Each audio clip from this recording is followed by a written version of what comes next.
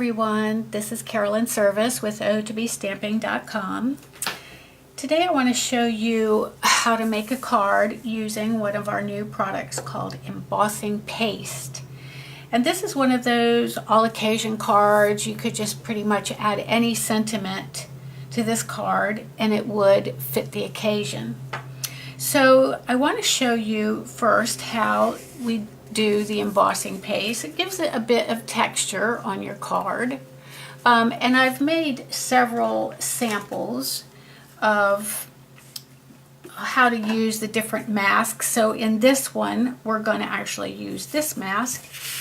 When you purchase them, you get 4 different masks. So you also get this beautiful medallion, clouds,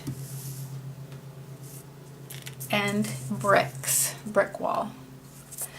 So let me show you what I've made with these. So here's the one with the clouds, and I've actually used the cloud right behind the little pig is actually the top of the tree builder punch. And then I made this one using the bricks. I love that one. I also made this one again using the little diamonds, but in this one I actually colored the embossing paste several different colors. Get that out of there so you don't get the shine from the envelope. This is probably my favorite. And then the one that I made with the medallion, I actually have already given away. I just realized that as I started the video, so I apologize for that.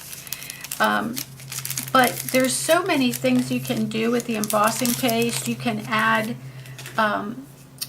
ink to the embossing paste to change the color, and you can also use markers on the embossing paste once it's dry.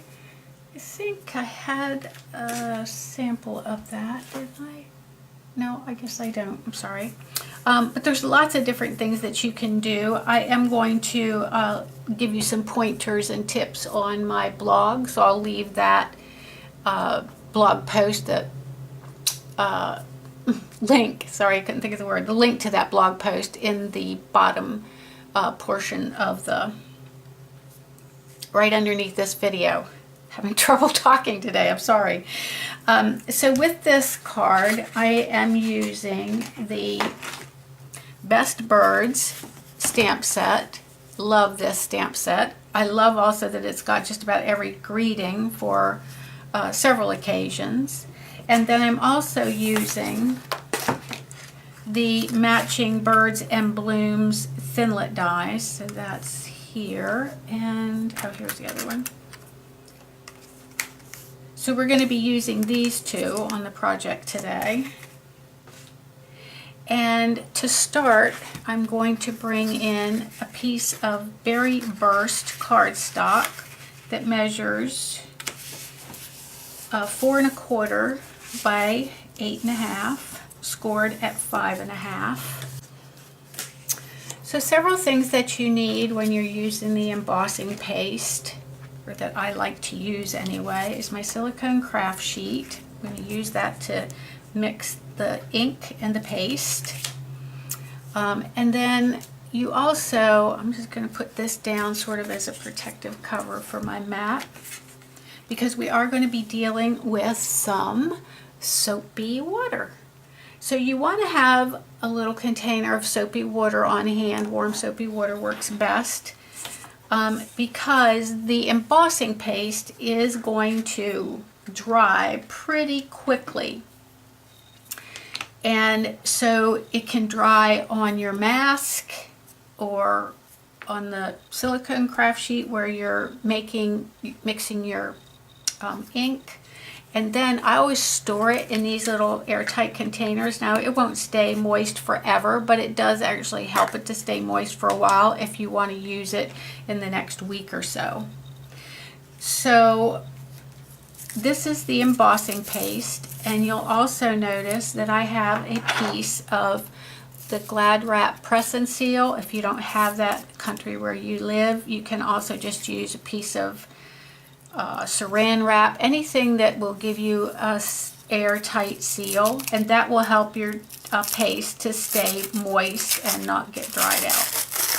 I'm going to take that off and just set it aside for the moment.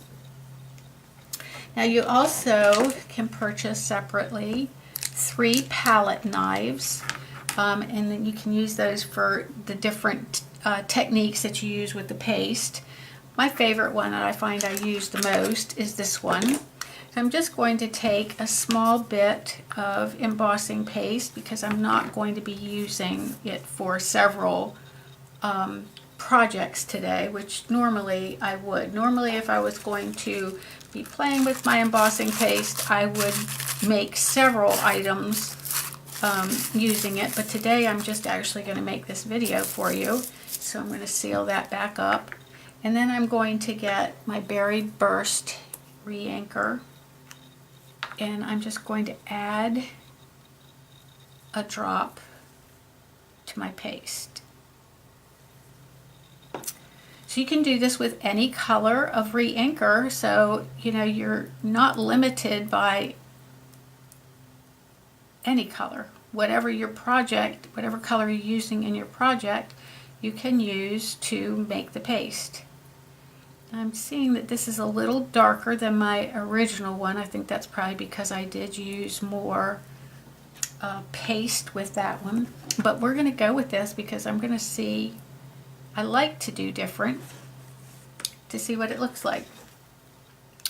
Okay, so then the next thing I want is a piece of cardstock that measures, this one is 3.5 by 4 3/4, and I've also pre-made a template using my second to largest square, let's see, layering square framelits, and a piece of the type of cardboard that comes in the packs of designer series paper. You could actually use some heavy, some cardstock if you wanted to.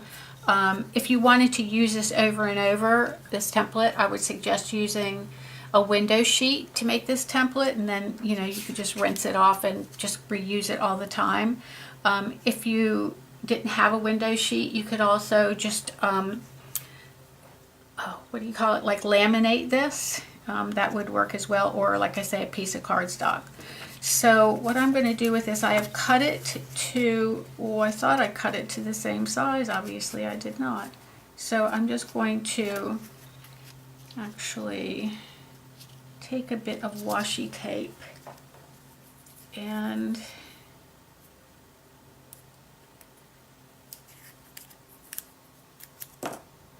just going to put this on the back so it doesn't slip. It actually, the ideal would be to make these the same size, and that way you know the placement would be right where you want it.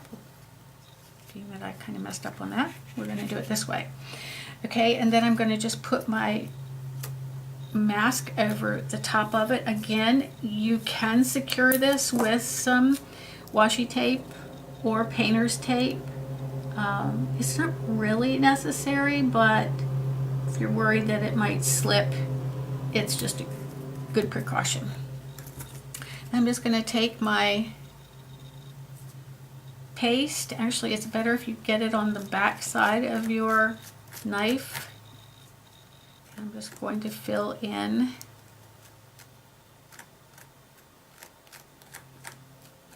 all of the little holes. This is so fun to play with.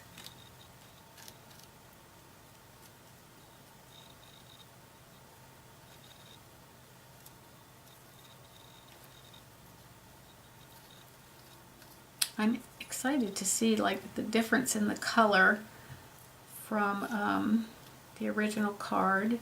As I can tell, this is a lot darker, but I think I'm really liking it.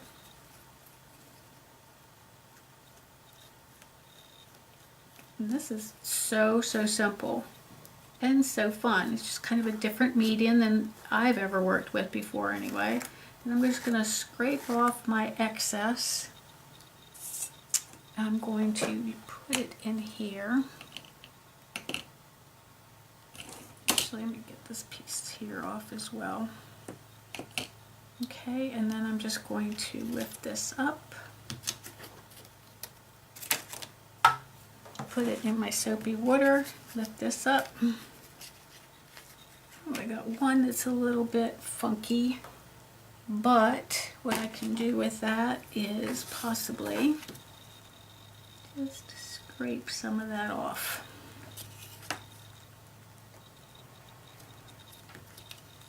I'm not really sure.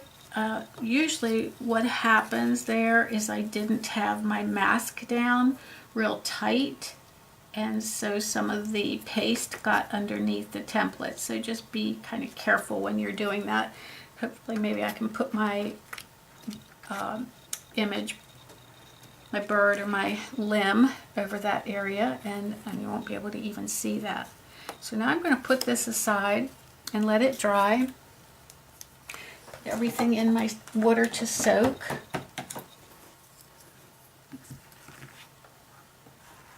And actually doubt that I'm going to use this again, so I'm just going to scrape the excess off here and throw that away. Okay, and then just put everything in my water. Okay, so now I'm going to take my black Memento ink and some scrap paper. I'm going to stamp the bird and the limb of the tree, branch or limb.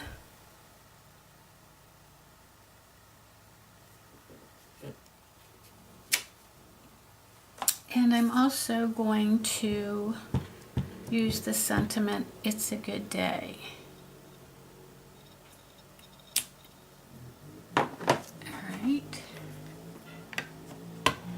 Now my husband has just decided to start the weed whacker right outside of my window. I'll be right back. Okay, he's gone to another part of the yard. Sorry about that, so let's try this again. So I'm using Lemon Lime Twist and Tranquil Tide. And I'm going to use a blender pen. Actually, I want to open this up. Oh, actually, this is not Lemon Lime Twist. This is Wild Wasabi. My mistake. Wild Wasabi and Tranquil Tide. I'm just going to use my blender pen. And I'm going to color in some of the leaf, sort of randomly.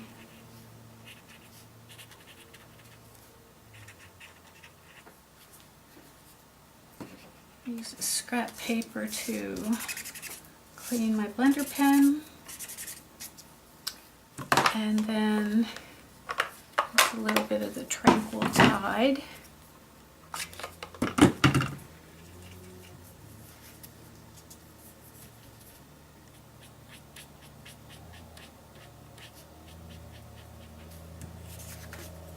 And just kind of blend that.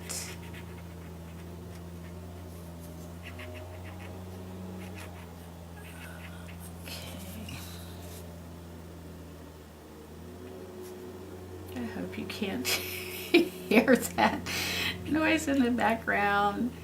That's what happens when you have a business at home though, right? You just have to deal with everything else that's going on. Okay, clean my brush. I'm going to bring in my smoky slate. So I need a little more ink in the lid there, so I'm going to press this together. And, oh my, trying to talk over all that noise. So sorry. I'm going to actually paint my whole bird in the smoky slate. I know you've got to be able to hear that. I so apologize. Okay, a little darker, maybe in the wing area, and maybe the tail. Then I'm going to bring in my Berry Burst, clean my blender pen, pick up some Berry Burst, and color his belly area. It's a little too much. There we go.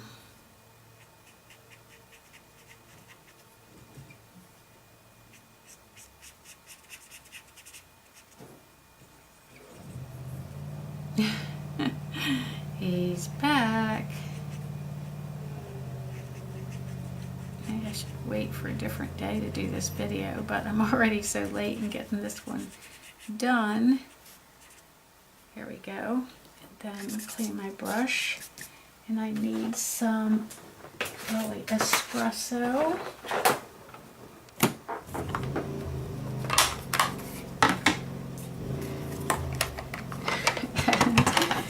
I'm going to use that for his feet and for the branch.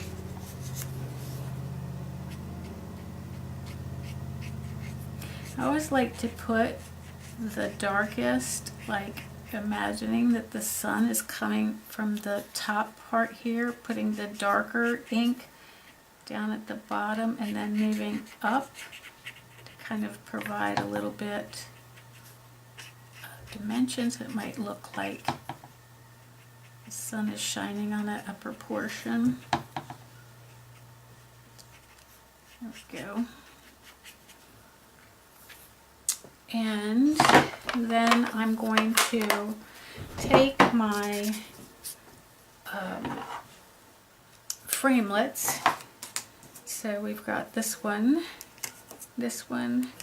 and this is from the Stitched Shapes framelits. This is the smallest circle I'm going to use to cut that out. I'll be right back. I'm going to go use my Big Shot off camera.